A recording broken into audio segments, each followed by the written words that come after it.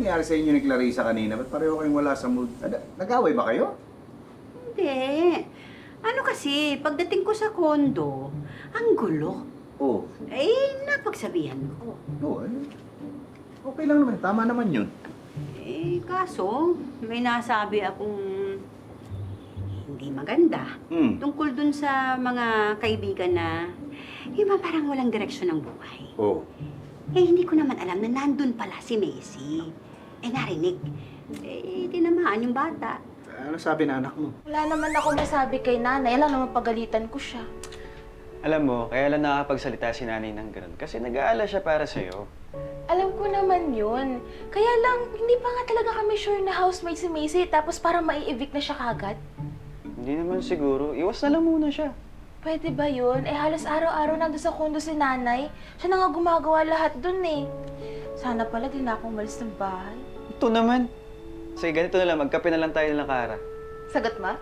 Sagot ko yung payo, pero yung kape, kanya-kanya tayo. Kuya naman eh. Rex! My friend from Boston, Massachusetts. Tommy, Kumusta ka na? ayos naman. Would you like to play golf with me? Basta kasama si Pepito at saka si Uncle Benny. Game. Sige tayo dyan. Okay, good. Well. And maybe while we're playing golf, we can talk about your investment in my business. Anong business yan, Tommy? It's herbal tea. May bagong formulation kami ngayon eh. Para sa mga sinisipon at umuubo. This is so good for them. Uso din sa amin sa Boston, Massachusetts, yung mga ganito mga organic products. So at least you're familiar with this, right? Okay, we are applying for an FDA approval. Once we get that approval, I'm sure puputukin sa market. Magkanong investment naman yung kailangan mo sa akin, Tommy? Well, depende sa'yo. But more or less, to give you an idea, for every 100,000 pesos that you invest, pwede kang kumita ng 35,000 pesos per month. Hindi nakita. Di ba? Oo, pero Philippine peso lang yan eh, no? Oh, Alam mo, sa amin kasi sa Boston, Massachusetts, may mga biotechnology companies. Actually, nag-invest na ako sa isa sa mga to. Kumikita ako ng mga around 36,000 a month. come on. That's only a difference of 1,000 pesos. US dollars. 36,000 US dollars. Ang laki rin pala, no? Itong gamot na to, doon sa Massachusetts, sa Boston. Oo. Tama.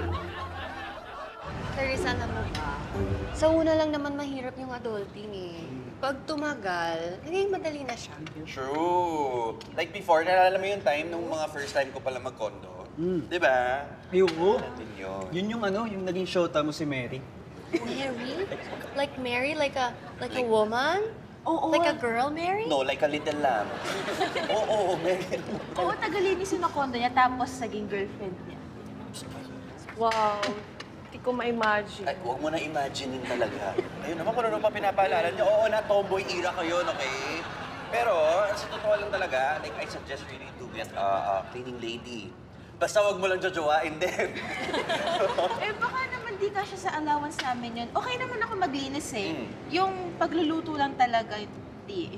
You know what you can do is, you can show Tita Elsa na you and Macy, maayos yung kondo nyo na kayo lang dalawa. Pero, ilatag mo ng maayos. Kasi baka iniisip ni nanay, na-employan siya ka ni Macy, kaya ayaw niya papuntahin doon. Oo, parang hindi pa naman ganun kabet ni tita tong soon-to-be roommate niya. Yeah. Okay. So far. Oo, kasi pasaway si girl, so far. Hindi naman, magulo lang talaga love life mo. Ay, ba't sabihan mo siya na ayusin yung love life niya para umayos din yung buhay niya? Oh, are you ready na to talk to Tita Elsa? Naku po nga alam sasabihin ko eh. Oh, practice ka na. Uy, dahan-dahan sa kape, girl. Baka mahalalo kang kabahan dyan. Baka ano eh. But actually, I wrote something down for you. Mom, I just want to tell you na I'm not a baby anymore. I'm a young woman now and I need my space to grow. Alam mo, okay naman, pero sana dapat yung pagkasabi mo niyan, parang kara ka rin. Parang, Mom, I just want to tell you that I'm not a baby anymore. Grabe not that arte naman eh. Huh? Sofer. Oh. Oh.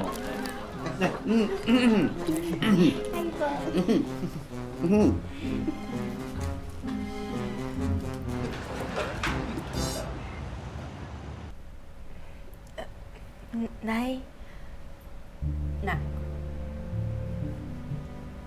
may sasabihin ako sa inyo.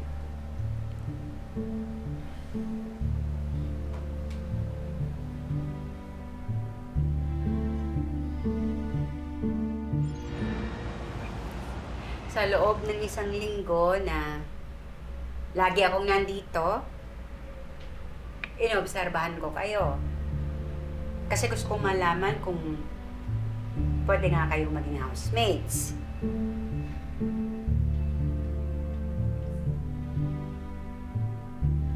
Gusto kong sabihin sa'yo na I'm sorry. Kasi hinusgahan ka agad kita. Hindi kita binigyan ng pagkakataon na ipakita kung sino ka talaga. ano pong ibig niyo sabihin, Nay? Walang may isip! Congratulations! Housemates na kayo! Mula umpisa hanggang dulo ay nakita natin kung paano sila mag-collab para magawa ang mga tasks sa bahay. At ngayon, nagbunga ang kanilang tiwala sa isa't isa and we are, we are making history here as we make the big reveal of our big winner duo, Claracy!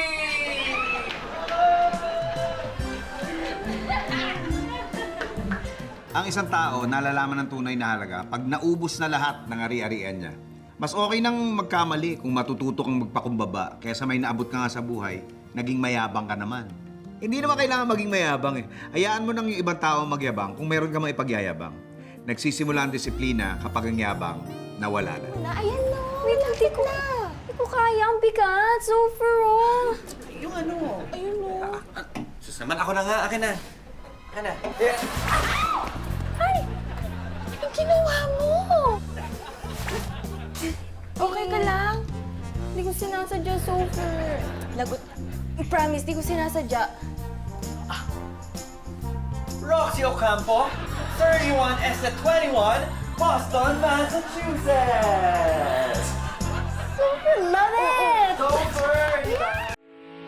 Getting all your Kapuso shows has never been this affordable. Subscribe to the GMA Pinoy Pack on YouTube TV for only $14.99 a month.